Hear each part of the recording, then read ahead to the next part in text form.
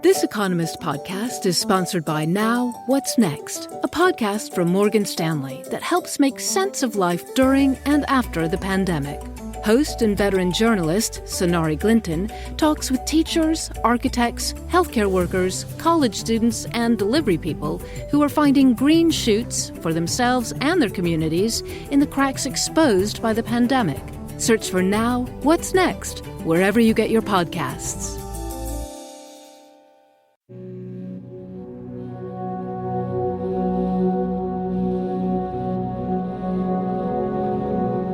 There was a group, the Human Progress, which was a project by one of the think tanks in Washington, set out to highlight some of the major advances in humanity. They named what they call 50 heroes of progress. One of them was Johannes Gutenberg, who invented the printing press. Was Jonas Salk, Pasteur, people that invented vaccines, people whose own individual efforts clearly benefited humanity. Human Progress named Malcolm McLean the 17th hero of progress.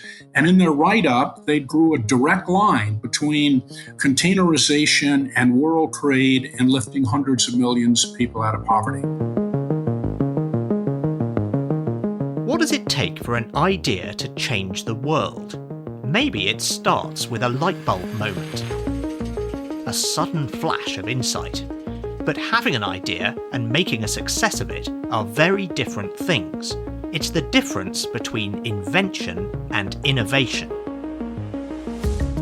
In this podcast series, we're looking at the people and stories behind world-changing ideas. Some of them you'll have heard of, some of them you won't. Sometimes it takes decades of work to create what looks like an overnight success. By telling these stories, we hope to illuminate how innovation really works in practice. I'm Tom Standage, Deputy Editor of The Economist, and this is Game Changers.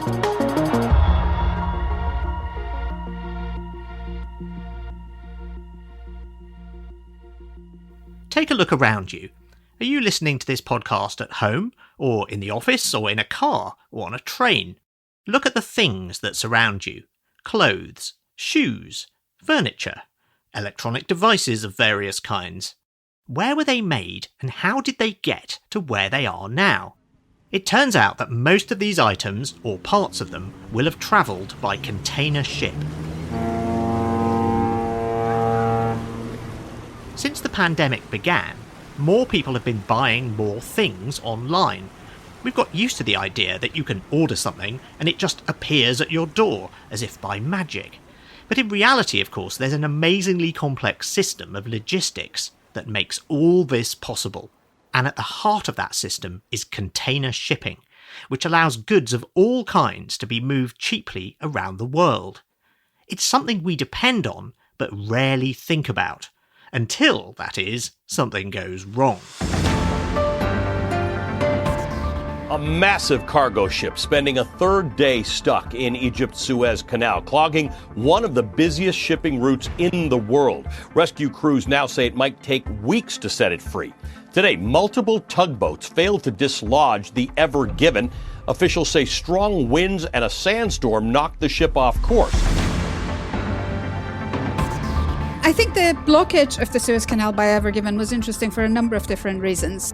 It suddenly became very clear that, in fact, there were lots of things in our everyday lives that were very dependent on the stuff that was sitting on board that ship, which was going to arrive late. So I think it was a vivid reminder of all the complicated processes that are involved in getting something that you've ordered online from Amazon onto your doorstep. There's actually this huge physical infrastructure that involves these massive ships and ports. Today, the industry is so much more important than it ever has been to the economy, and yet it's receded from public view. So they're not aware of how giant it is. As we speak, there are 17,546 cargo ships, more than 600 feet long, that connect every part of the globe and literally and physically deliver the world's economy. In the case of Ever Given, the ship itself was owned by a ship-owning company in Japan. The ship was being operated by Evergreen, which is a Taiwanese company. It was flagged to Panama, so it was obeying the laws and regulations of Panama. Their management company was German, and it was insured in Britain. And all of its seafarers were Indians. It is a veritable transnational sort of diffusion of responsibility, which of course makes it very difficult to then pin accountability to an event that happens like that.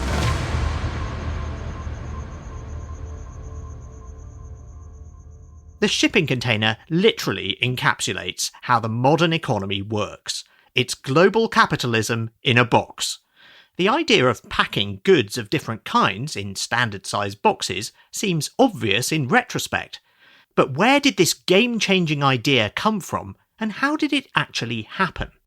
Think of what happens today when you go into what's called a dollar store here in the United States. Mark Levinson is a historian and author of The Box, a biography of the shipping container. Perhaps you're buying a simple plastic bucket. That bucket was probably made halfway around the world. It would not have been imaginable to transport such an inexpensive item a great distance before the container. Trade in manufactured goods tended to be trade in fairly valuable items because it was expensive to move things and it took a long time. An average-sized ship in this era carried perhaps 200,000 separate items crossing the Atlantic. The Ionian 3,000 tons, new, clean, fast, top speed 15 knots, is carrying a cargo of steel, explosive, cement, beer, telephone poles, corrugated iron and aeroplane spares from Malta, Haifa, Cyprus and Alexandria. When the ship arrived in port, each incoming item had to be handled separately. That took several days. And then each outgoing item had to be loaded separately, and that took several days. So it was quite common that a ship would spend 2 weeks in port discharging its cargo and then being reloaded before sailing off. Next morning, we begin unloading steel parts and angle iron for the repair shops in the dockyard. Out of the hold and onto the lighters, we unload stores of every kind. The process that you had before was one in which a ship would come in and had cargo kind of crammed into it, and you would have longshoremen running all over it and unpacking it as best they could. Ryan Avent is a senior economics writer at The Economist. You might also face labor disruptions because of the power of the longshoremen's unions. And then you did have quite a big problem with theft because you didn't have cargo stored in these secure sealed containers. And the old joke was that a longshoreman would earn $20 a day in all the scotch he could carry home. Scotch whiskey was one of the most popular exports in the pre-container era because it had a very high ratio of value to volume. So it made sense to transport it internationally. On the other hand, socks were hardly exported at all. It wasn't worth it. So the container really made it practical to have a very different type of trade. The shipping container changed the game because it made loading and unloading ships much quicker, and that made shipping much cheaper. The modern container era started in the United States in 1956. The first decade or so in which container ship really took off, the cost to load and unload a ship fell by more than 90%. In the door-to-door shipping time fell about half. Not bad for an idea as simple as, let's just put everything in standard-sized boxes. I think it's an amazing innovation story because it's not one that required you to collect a lot of research scientists in a laboratory somewhere. It was a very different sort of innovation. It reminds us that there may be things sitting right in front of us, subtle ways of rejiggering how we do aspects of our jobs that ends up making an enormous difference. A crucial figure in the history of the shipping container is Malcolm McLean, known as the father of containerization, who died in 2001. My total relationship with Malcolm was over 20 years, and it was particularly close the last decade. John D. McCown is a veteran of the shipping industry who worked closely with McLean. My relationship grew as we worked closer together and ended up being one that was daily contact, daily meetings or talking for some 15 years.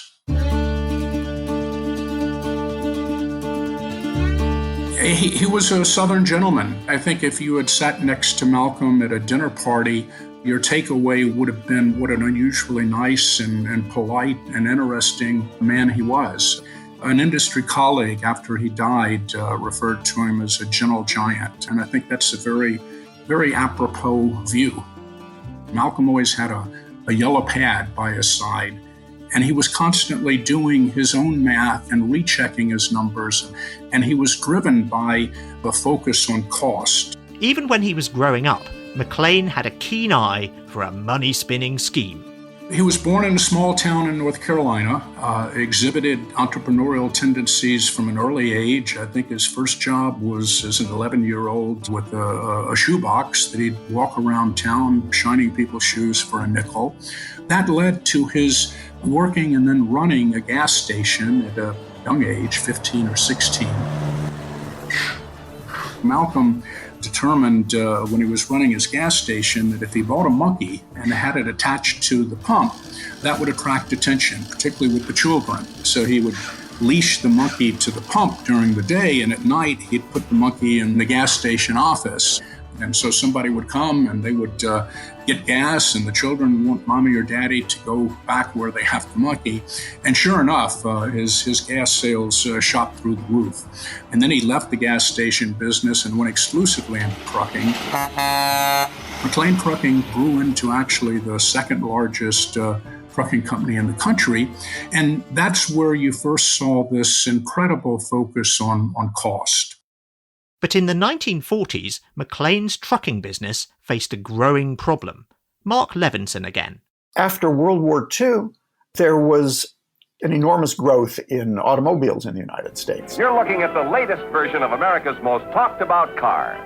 Ford has shaped the classic Thunderbird profile into a completely fresh, completely distinctive style all its own. Many people were able to buy cars for the first time. And then, of course, there were enormous traffic jams.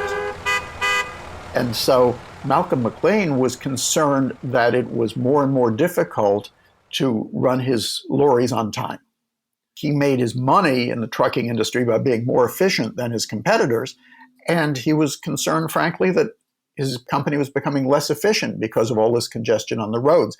He started looking at putting trucks on ships to go up and down the East Coast to get around this congestion. McLean later said that this idea had first come to him in 1937, when he watched a ship being loaded in New Jersey. John D. McCown again. Malcolm had never really visited a marine terminal at the time, so he was anxious to kind of see what happened there. And so he drove and he got up to Hoboken, and he joined a long line of trucks waiting to have their own cargo loaded and put on ships. And Malcolm literally had hours to see what was going on, and he observed one after another cargo and freight unloaded and manhandled out of the van and put in cargo nets and hoisted on the vessel.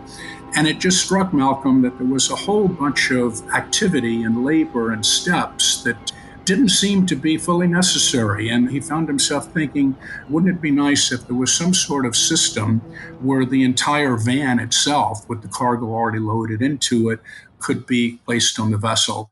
But moving entire trucks on and off ships would be inefficient. Over time, in his own thinking, this idea developed that perhaps you should just take the container part off of the trailer, leave the wheels at the dock, put the container on board the ship.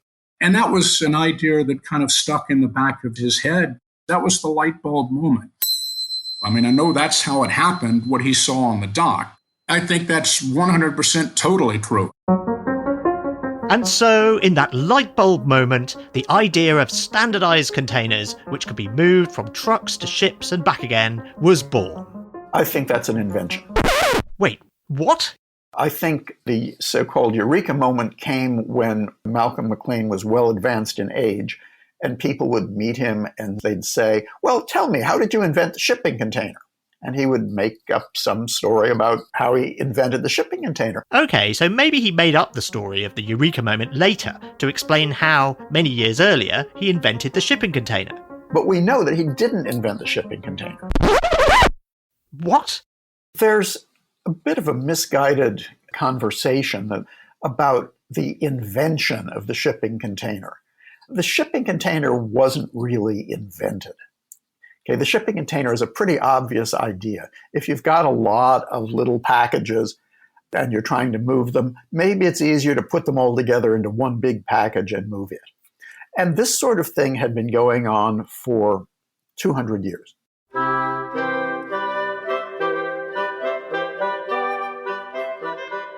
It was really in the 1700s that this kind of technology was introduced on, for example, some canal boats in the UK, where you could lift off a piece of the boat and all of the freight that was inside it. So this was not some light bulb that went off in Malcolm McLean's head saying, oh, maybe we should have a shipping container. So what exactly was Malcolm McLean's contribution? What he invented was an entire new system for handling freight. What was important here in the development of containerization was creating an entire system that revolved around a container. And this meant that there had to be a standard container. It turns out that the idea of moving stuff around in boxes had been around for a while, centuries in fact. The tricky part was standardization, getting everyone to use the same kind of box. There's a coordination challenge in the freight transport industry. You've got a lot of different players. You've got the ship lines, you've got the railways, you've got the road hauliers, you've got the ports. All of those people have some say-so. And it proved very difficult to come up with a format that everyone accepted. And what was good for one wasn't necessarily good for another. Let me give you an example. From the earliest days of containerization, ship owners thought that it would make sense to stack containers. And so they wanted containers that had internal supports, so that if you stacked a second container above the first one wouldn't be crushed. Well, for road hauliers, that doesn't make any difference. Okay? They're typically hauling one container. They're not typically hauling another container stacked above it. And so they're not necessarily willing to pay extra for a container that has internal supports because they don't need it for their business. So those were the sorts of issues that really needed to be sorted out in the standardization process. Individually, these sound really trivial, but these were dollars and cents issues to all of the participants in the industry. It was in everyone's interest to have a single standard, but nobody could agree what it should be. And it was Malcolm McLean who broke the logjam. So what did he do? He bought a leftover tanker from World War II, put a false deck on top of the deck of the tanker, and sailed containers from Newark, New Jersey to Houston, and arranged ground transport on the way. So when the ship arrived in Houston, there were trucks there to take the containers off to their destinations, and began selling basically an integrated freight package. This sounds very routine today, and this sort of thing was quite revolutionary in the 1950s. And so this was a startling departure. This Economist podcast is sponsored by the new season of Now, What's Next, a podcast from Morgan Stanley. It's filled with stories of people trying to adapt to and look beyond the pandemic. Teachers, architects, CEOs, healthcare workers, college students, delivery people. Their stories are unique, and their outlooks are surprisingly optimistic. Join host Sonari Glinton for Now, What's Next? Wherever you get your podcasts.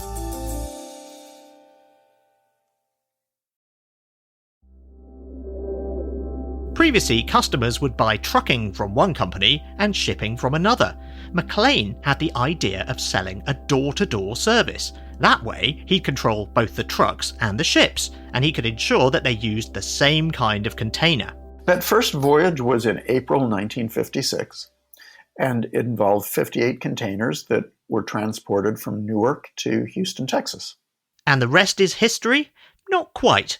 Other people had had the same idea at around the same time. McLean was not the only innovator in this area. There was, for example, a ship line on the U.S. Pacific coast called Matson Line. So Matson did its own 24-foot container. There were other companies that slowly got into the business with 17-foot containers, for example. There was a company called Grace Line that wanted to sail to Venezuela. Venezuela has a lot of mountain roads from the coast, And it was concerned that a long container might not make it up the mountain. So they said, let's try a short container. Although a few companies had started using standardised boxes on their own routes, there were still multiple rival standards. But then the US government put its foot down. And then the US Navy stepped in. The US government financed many of these US ships that carried containers, and the Navy had the right to take them over in the event of war. And the Navy said, so what are we going to do if we need these ships? And some of them can only carry 35-foot containers, and some can only carry 17-foot containers. How can we run a war like that? The Navy basically gave the industry an ultimatum. We want a standard. We want one size container. You pick it, but we expect all containers to be a standard size. But it wasn't the size of the container that turned out to be the sticking point. The key decision turned out to be how to lift a container. If you go out and look at a container today, you can see one on the road. At each corner of the container, there is a steel cube with holes in it. That's called a corner fitting. And the corner fitting is made so that a crane can lift it from the top. Initially, each company that used containers had its own corner fitting, and they were patented. And so a key issue in standardization was, whose corner fitting should we use? Different companies had their own patented corner fittings. They all hoped that their design would become the standard, because then everyone else would have to license their patents. The result was stalemate. Until McLean released his patents on a corner fitting. So the corner fitting that McLean's company, Sealand Service, used became the standard for all of the container industry. And that can be used today by any container manufacturer without paying a royalty to the patent holder. McLean's calculus was that if he kept control of his patent, he would have a large share of a small industry. And that if he wanted to be involved in a big industry, there needed to be a standard way of lifting containers. And he made the decision that releasing his patent was what it was going to take in order to turn the container shipping industry from a small industry into a big one. And that turns out to be Malcolm McLean's vital contribution. By giving up his patents, McLean cut the Gordian knot and resolved the arguments about standardization. The Economist's Ryan Avent again. It was a very savvy move on Mr. McLean's part to say, look, it's more important that we get the standard set than that this particular one or that particular one triumph. Where you're able to set a standard, you can unlock all sorts of gains because suddenly people are able to compete on a standard platform and develop a lot of different, applications that all use that standard.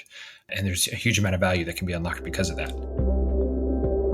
This is what economists call network effects, where the more people who use the same product or technology or standard, the more valuable the whole system becomes. McLean's decision paved the way for a money-saving technique used by a few innovative shipping companies to be adopted as a global standard. John D. McCown. Malcolm was never one to stop from taking a step further, even if it obviated or reduced the usefulness of what he already had.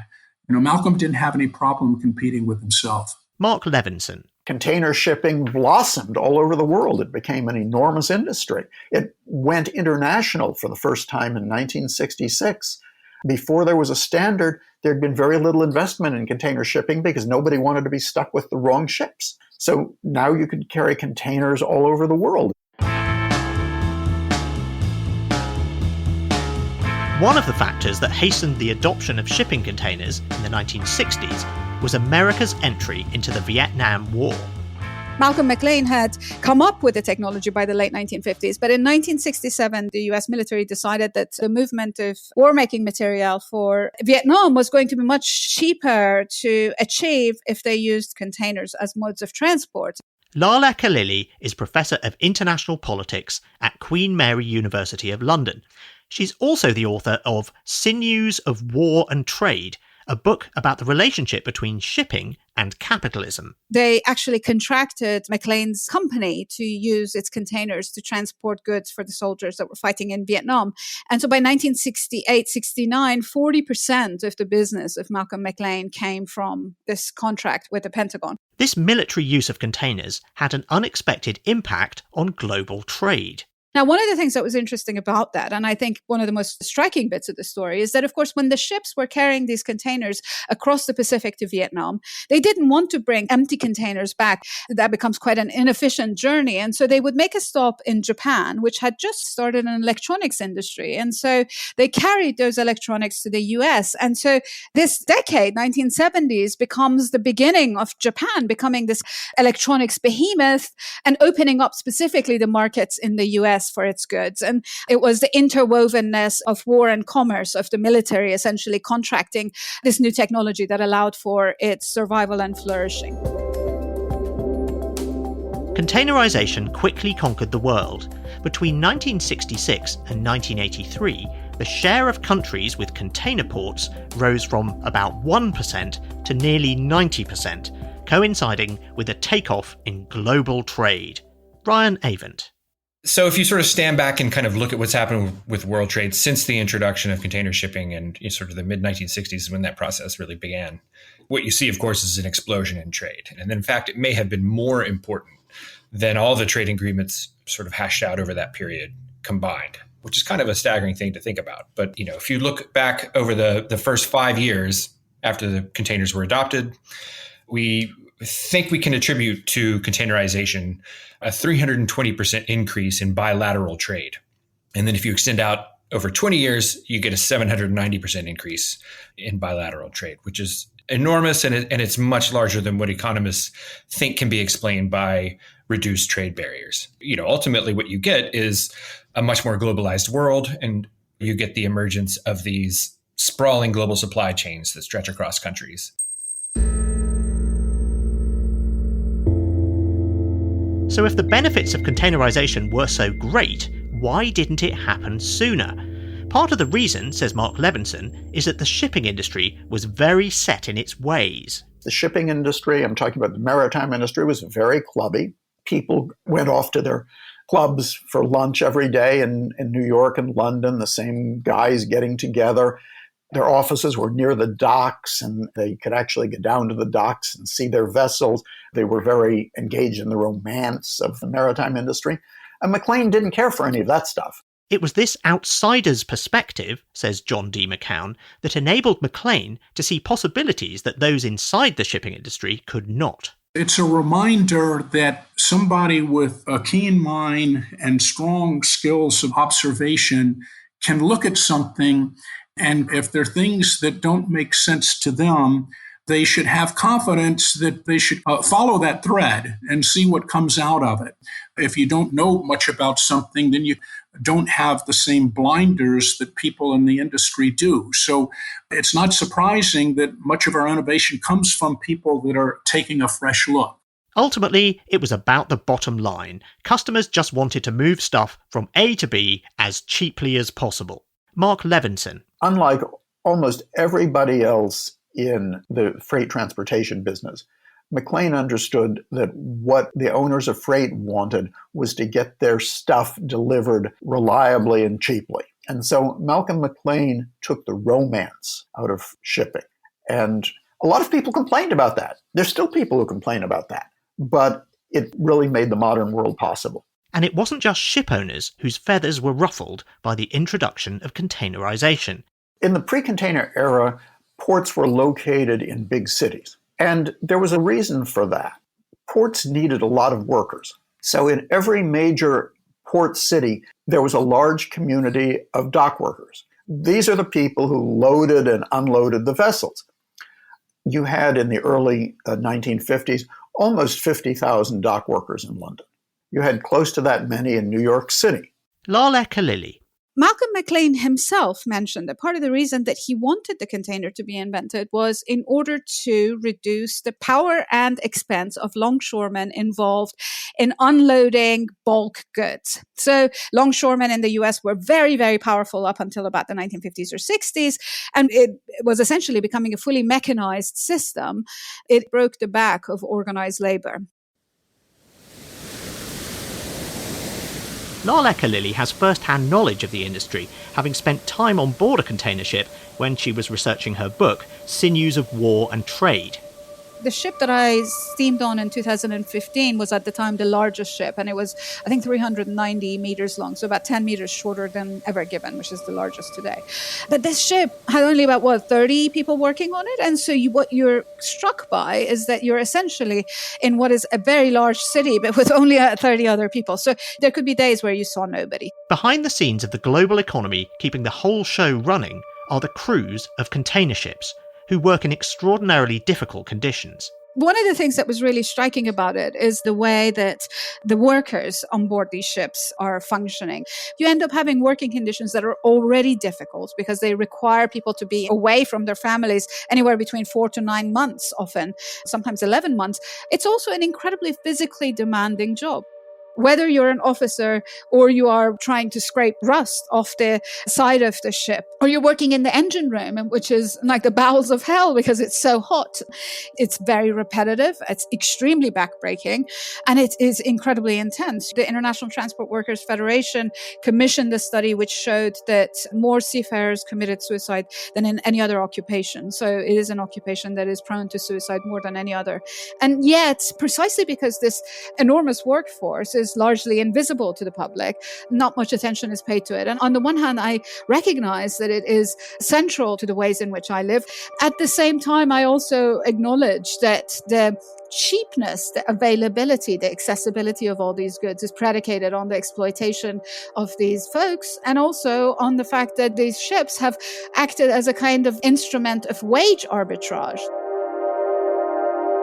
The container has created winners and losers, not just in the shipping industry, but by reshaping the entire global economy.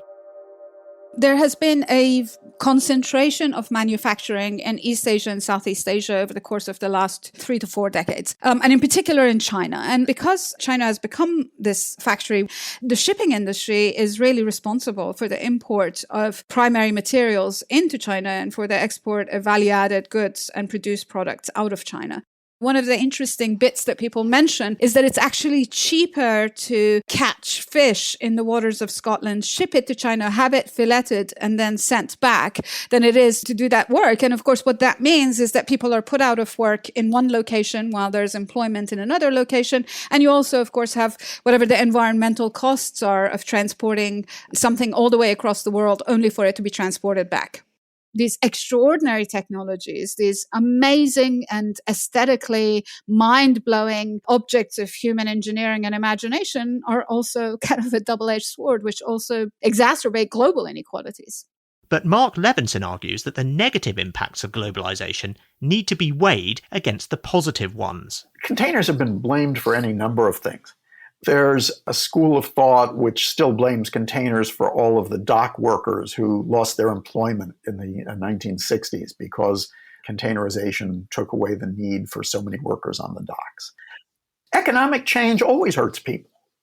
Always. Every kind of economic change leaves some people behind. Certainly a garment worker in Bangladesh earns much less money than a garment worker in France. There's no doubt about that. Yes, some of the people in those countries have difficult jobs or unpleasant jobs. There's no doubt about that. But the container has helped create economic opportunities for many people. So for the world economy as a whole, it's been extremely beneficial. Perhaps not surprisingly for someone who works in shipping, John D. McCown also emphasises the benefits of greater trade. It's irrefutable that the value created by containerization is exponentially more than the problems it has caused. Trade and containerization has literally lifted hundreds of millions of people out of poverty. This is, of course, a subject very close to our hearts at The Economist. Ryan Avent. At The Economist, we've been advocates for free trade from the very beginning, from 1843. If you are able to increase the size of the market, then you're able to have greater specialization and trade. And it's about expanding the size of the market and in that way unlocking all sorts of economic benefits. And we see those benefits in terms of a much broader range of products that we're able to buy now. We see it in terms of lower costs.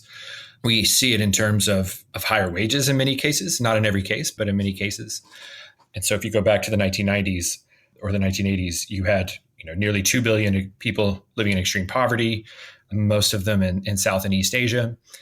Then you have this explosive growth in global trade. You have more and more people being able to participate in the global economy, and the result has been a huge reduction in global poverty, a huge increase in incomes in China and Vietnam, in India and Bangladesh. But it's important to recognise that not everyone has benefited from the growth in global trade. It's certainly the case that globalization has not just generated losers, but has also led to there being places where there's sort of a sustained shortfall in good jobs, permanently depressed economies. Increased trade because of containerization, subjected manufacturing areas in sort of the Midwest and the Southeast of the United States, for example, to competitive pressure from companies in China and elsewhere in South and East Asia.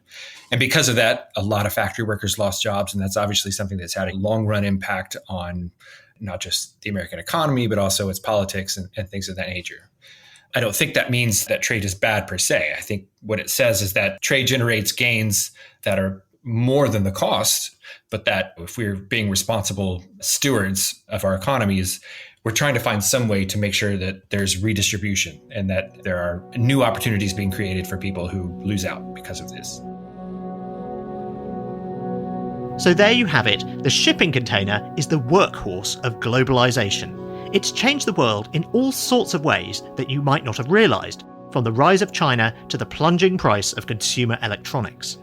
The story of the shipping container shows that getting even a seemingly obvious idea off the ground can be surprisingly complicated, particularly when it requires coordination and cooperation between large groups of people. It highlights the value of standardisation and the power of network effects.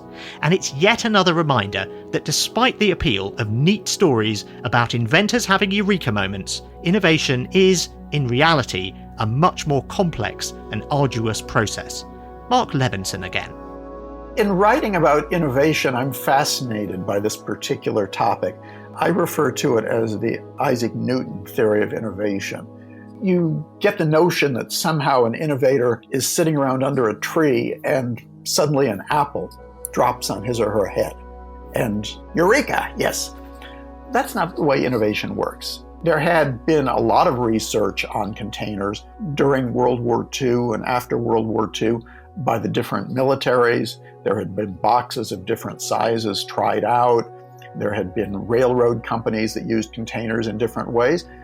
So the idea was old. The thing was that none of those attempts to use containers had been profitable. None of them were financially viable. And it was really McLean who saw a way to make this a practical business. The shipping container is an example of an idea that started in the rich world before spreading its benefits to the developing world. In the next episode of Game Changers, we'll consider an innovation that moved in the opposite direction, one that first took hold in the developing world and only later spread to rich countries: the ability to pay for things using your mobile phone. 10 years ago, you could pay a cab driver using your phone in Nairobi, but you couldn't do it in New York. Why not? You can hear the full story on the next episode of Game Changers. Thanks for listening to this episode. It was a Tempo and Talker production for The Economist. The producer was Tom Pooley and the executive producer was Sandra Shmueli. I'm Tom Standage. In London, this is The Economist.